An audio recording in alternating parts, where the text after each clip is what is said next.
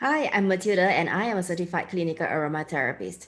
I am also a trainer for internationally accredited aromatherapy courses. So if you're interested in pursuing aromatherapy professionally or would like to deepen your knowledge in this area, you can refer to my link for the course in the description down below to get more information on the courses that I teach. This channel is set up to empower women in health and wealth. So if you're interested in these topics that I am sharing in this video, do subscribe to this channel and hit the notification bell so that you will be notified of new videos. Today, I am going to share with you some of the uses and benefits of COPAIBA essential oil.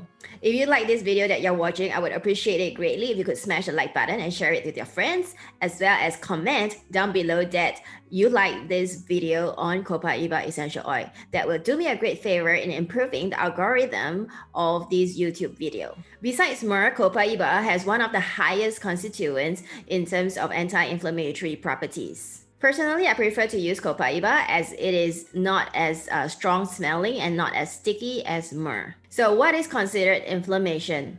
So inflammation could be in the form of itchy scalp, inflamed skin, maybe you just injured yourself, maybe you fell and twisted your ankle and it's red and swollen. That is a kind of inflammation. Sore throat is also a kind of inflammation, and there could also be internal inflammation if you take foods that's too acidic or toxic due to bad dietary choices or lifestyle habits. Healers in the Amazon love using COPAIBA for all types of pain and inflammatory disorders, both internally and externally. In fact, in Peruvian traditional medicine, they like to mix COPAIBA with a spoonful of honey as a natural sore throat remedy. It is also used in Peruvian and Brazilian traditional medicine as an anti-inflammatory and antiseptic for the urinary tract that includes preventing kidney stones. So besides what I have just shared, here are some of the uses and benefits of COPAIBA.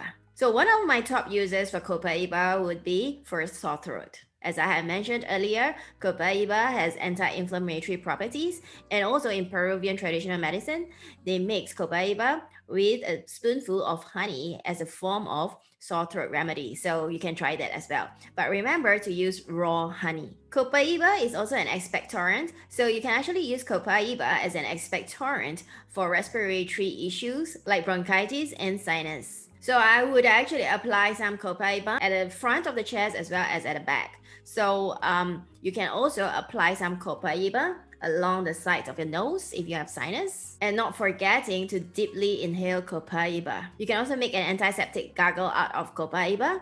It'll be great to also add oils like clove, eucalyptus, because all these are really good for oral health. And if you suffer from an inflamed scalp, right, if you have itchiness or redness on your scalp and it's sensitive, you can actually add some COPAIBA into a chemical-free shampoo and shampoo with this shampoo every day. You can also mix COPAIBA with black seed oil and use it as a kind of scalp and hair treatment that will also leave your hair soft and shiny as well. So as I have mentioned earlier, COPAIBA is a very good anti-inflammatory agent. So if you have any form of redness, swelling, like if you just had an injury that has swelling, you can actually apply COPAIBA onto the affected area. There was a time when I actually had very bad back pains, and I was even admitted to the hospital. But because the A&E